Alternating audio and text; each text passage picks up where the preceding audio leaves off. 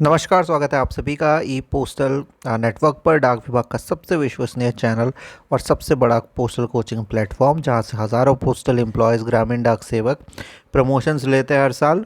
और आज का जो वीडियो है बहुत इम्पॉर्टेंट है, क्योंकि आज हम डिस्क्रिप्टिव नोटिस जो जारी हुआ है या नोटिफिकेशन जो जारी हुआ है जीडीएस एंगेजमेंट के लिए, उसके बारे में आपको समझाएंगे। कुछ इम्पॉर्टेंट बातें भी करेंगे आपसे कि अप्लाई से पहले आप लोगों को ये चीज़ें पता होनी चाहिए, फिर आप अप्लाई कीजिएगा। ठीक है, डेट्स भी बताएंगे।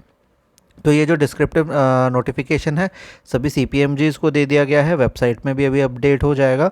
और आप लोग तैयार रहिएगा, जितने लोग भी अभी जिनको जॉब नहीं मिली है, जॉब की तलाश में है, वो लोग इस चीज़ पे अप्लाई कर सकते हैं। अब ग्रामीण डाक सेवक क्या होता है और उनको कौन से रूल्स एंड रेगुलेशंस होते हैं, सारी चीज़ें बताएंगे। वैसे तो जो भी नौकरी की तलाश में है या कम्पिटिटिव एग्ज़ाम्स दे रहा है, उन सबको पता है जीडीएस क्या होता है, क्योंकि बहुत पॉपुलर एक कह सकते हैं कम्पिटिटिव लोगों में ये जो टर्म है जीडीएस ग्रामीण डाक सेवक का है, जो क्योंकि इसमें कोई एग्ज़ाम नहीं होता, परसेंटेज बेसिस पे सिलेक्शन हो जाता है। तो branch post master, assistant branch post master जो एबीपीएम और डाक सेवक, तीन कैटेगरी के लिए यहाँ पे भर्ती ली जा रही है। और ये वेबसाइट रहेगा, फेक वेबसाइट पे मत जाइएगा, वेबसाइट रहेगा indiapost.gdsonline.gov.in। ठीक है, चलिए, ये हो गया। दूसरी इम्पॉर्टेंट बात आपसे ये करनी है हमें कि जब आप लोग इस पर रजिस्टर करेंगे, सबसे पहले तो इस वेबसाइट के लिए आपको जो है वैलिड मोबाइल नंबर और एक्टिव ईमेल एड्रेस चाहिए होगा, ताकि आप लोग रजिस्टर कर पाए। रजिस्टर करने के बाद आप लोग अप्लाई कर सकते हैं। अब सबसे इम्पॉर्टेंट तो डेट्स है, डेट्स को आप लोग याद कर लीजिएगा और सबके साथ शेयर भी कर लीजिएगा जिनको नौकरी की जेन्युइनली तलाश है। ठीक है, तो रजिस्ट्रेशन और सबमिशन जो है आपको देख लीजिए। रजिस्ट्रेशन 15 तारीख से स्टार्ट हो जाएगा और 5/8/2024 तक ये रहेगा। ठीक है, 5 अगस्त तक ये रहने वाला है, 15 जुलाई से स्टार्ट होगा। ठीक है, यानी 2-3 दिन बाद स्टार्ट हो जाएगा। इसके बाद 5 को ख़त्म होते ही 6 तारीख को आप लोग एडिट या करेक्ट कर सकते हैं। 6 से लेकर 8, 2 दिन तक कोई भी एडिशन आपको चाहिए वो सब आप लोग करेक्शन कर सकते हैं, विंडो खुल जाएगा। ठीक है, अब आते हैं सबसे इम्पॉर्टेंट पार्ट इस वीडियो के, कि ग्रामीण डाक सेवक में अगर आप भर्ती हो रहे हैं जीडीएस में, तो आपको उनकी सर्विस कंडीशन पता होनी चाहिए। क्योंकि बहुत लोग गलत फहमी में इसको भर देते हैं। किसी ने बोला एक जॉब आया है पोस्ट ऑफिस का, बहुत बढ़िया जॉब है, कर लो इसमें अप्लाई, सरकारी जॉब है, सबसे इम्पॉर्टेंट पार्ट ये बोलते हैं। तो इस चीज़ में आप लोगों को ध्यान देना है, सर्विस कंडीशन आपको जीडीएस की पता होनी चाहिए। ठीक है, फिर हम रेकमेंड करेंगे किसको अप्लाई करना है और किसको अप्लाई नहीं करना है। तो ये 10th बेसिस का जॉब होता है और इसमें सीधा परसेंटेज पे हो जाता है। और अभी जो परसेंटेज कट ऑफ चल रहा है वो 99%, 98% और कुछ जगह पे कम भी चल रहा है। ठीक है, और जगह से बहुत ज़्यादा मैटर भी नहीं करता, हर स्टेट में ही अच्छा परसेंटेज चल रहा है। थोड़ा सा रिजर्वेशन के हिसाब से थोड़ा पॉइंट कम हो सकता है, बट अभी भी 90 के अप ही मान के चलिए। सर्विस कंडीशन अभी सबसे इम्पॉर्टेंट पार्ट जो हम आपको बताने जा रहे हैं, इसको ध्यान से सुनिएगा। यहाँ पे इन्होंने नोटिफिकेशन में स्टार्टिंग में ही लिख दिया है कि जितने भी एप्लीकेंट्स हैं इसको समझ लीजिए, क्लियरली अंडरस्टैंड कीजिए कि जीडीएस रेगुलर एम्प्लॉय नहीं है डिपार्टमेंट ऑफ पोस्ट के, और इनकी जो सैलरी होती है, जो अलाउंसेस होती हैं, वो सब सेंट्रल गवर्नमेंट के बराबर नहीं है। पर एक चीज़ एक्स्ट्रा हम बता दें, जो बोनस होता है जीडीएस का, वो सेंट्रल गवर्नमेंट एम्प्लॉय का बराबर होता है, जो दिवाली बोनस होता है। बाकी सारी चीज़ें चेंज होती हैं इनकी। ठीक है, अब अगर ये डिपार्टमेंट ऑफ पोस्ट के रेगुलर एम्प्लॉय नहीं है, तो इनके रूल कहाँ से आते हैं? तो इनके रूल आते हैं डिपार्टमेंट ऑफ पोस्ट के ग्रामीण डाक सेवक यानी जीडीएस कंडक्ट और एंगेजमेंट रूल 2020 से। मतलब इनका एक अलग रूल बुक होगा, उसके अकॉर्डिंग को जॉब दी जाती है, दो जॉब से निकाला जाता है या का कोई पनिशमेंट होती है तो उसके अकॉर्डिंग दी जाती है। ठीक है, और ये चीज़ इन्होंने बोल्ड कर दी है, they are holders of civil post but outside civil services of the state. तो यहाँ पे आपको समझना होगा कि ये एक ग्रामीण डाक सेवक जो है एक एक्स्ट्रा डिपार्टमेंटल जॉब है, फर्स्ट थिंग। ठीक है, ये एक एक्स्ट्रा डिपार्टमेंटल जॉब है और इसके लिए आप लोगों को जो भी फ्यूचर में आप लोग करियर में ध्यान दे रहे हैं, ये चीज़ ज़रूर जो है, अगर आना है डिपार्टमेंट में, ध्यान दीजिएगा कि आपको यहाँ पे 2 से 3 साल स्ट्रगल करना पड़ेगा, या 3 से 4 साल एटलीस्ट स्ट्रगल करना पड़ेगा। आप लोगों को सैलरी ठीक ठाक ही मिलेगी, ठीक है, बहुत बुरी सैलरी नहीं मिलेगी।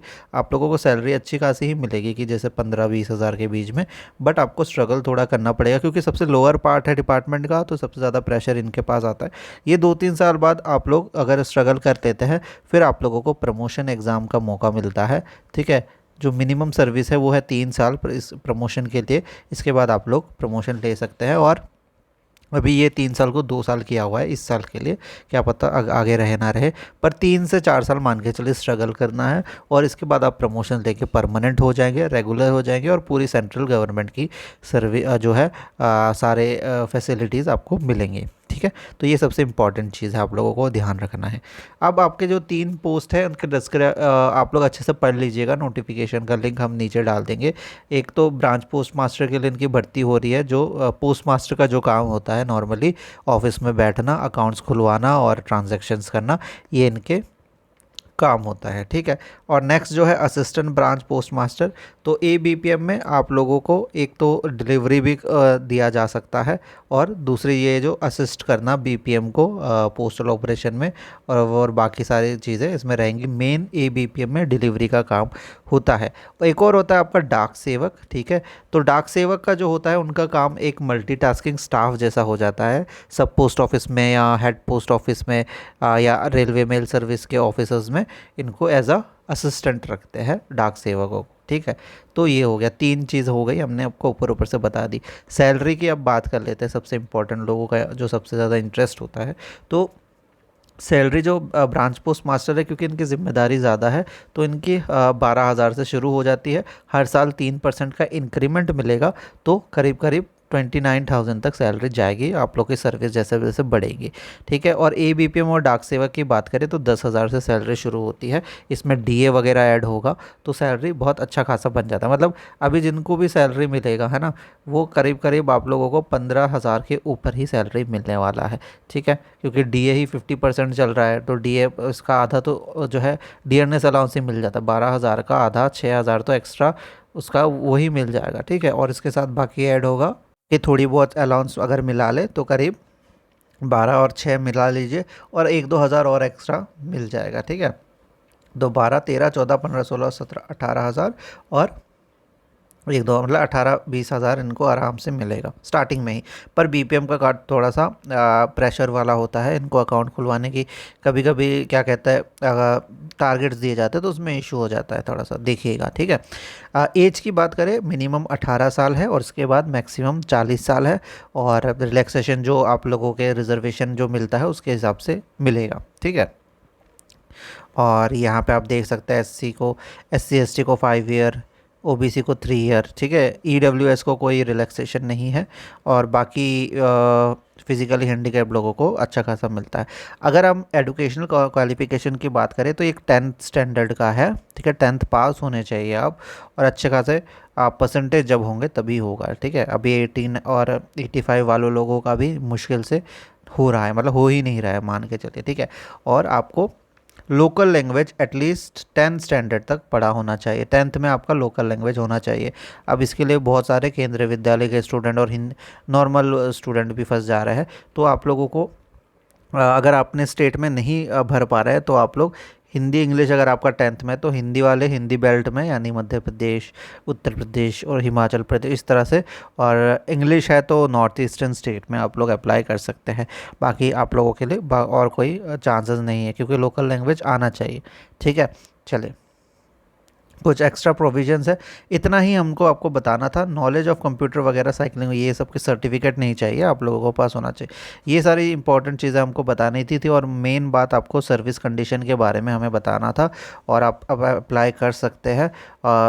अब अगर आपको जानना है कि GDS के कंडक्ट और एंगेजमेंट रूल में है क्या चीज़ें, तो वो उसके लिए भी ऑलरेडी हमने वीडियो बनाया हुआ है। और बाकी जो भी कन्फ्यूजन होगा और आप लोग चाहेंगे कि उस टॉपिक को एलोबरेट करें, तो नीचे कमेंट में लिख दीजिएगा, हम कर लेंगे, ठीक है। बाकी ये आप लोगों को वेबसाइट में मिल जाएगा, और ऑफिशियल वेबसाइट में जाके आप अप्लाई कर लीजिएगा। जिनको जॉब की सबसे ज़्यादा ज़रूरत है वही अप्लाई कीजिए। जिनको लगता है कि मेरे प्रिपरेशन बहुत अच्छा चल रहा है, मैं SSC का क्रैक कर लूँगा, रेलवे क्रैक कर लूँगा, वो लोग इससे दूर रहे, क्योंकि फिर वो पछताएंगे। ठीक है, अब नहीं मिल रहा है किसी को, फर्स्ट में चांस ही नहीं लेना कि एसएससी में मिलेगा, रेलवे में मिलेगा, नहीं मिलेगा। वो अगर ज्वाइन करना चाहे तो कर सकते हैं, लेकिन आप लोगों को अगर इसमें करना है तो 2 से 3 साल, जैसे हमने बोला, बहुत ज़्यादा स्ट्रगल करना पड़ेगा। ऐसा नहीं कि बहुत ज़्यादा प्रेशर आ जाएगा, काम तो 4 से 5 घंटे का है। कभी कभी मैक्स टू मैक्स 7 घंटे 6 घंटे भी हो जाते हैं जहाँ पे प्रेशर ज़्यादा होता है, पर सैलरी आपको 4 से 5 घंटे की ही मिलेगी। ठीक है, और बाकी सारी चीज़ें, दूसरी चीज़ प्रिपरेशन भी आप लोग कर सकते हैं, है ना। और अलग जॉब करना है वो भी कर सकते हैं, क्योंकि ये है नहीं इसमें कोई ज़्यादा। तो ये चीज़ ध्यान रखना है। ठीक है, बाकी सारे अपडेट्स के लिए बने रहिए हमारे साथ। धन्यवाद।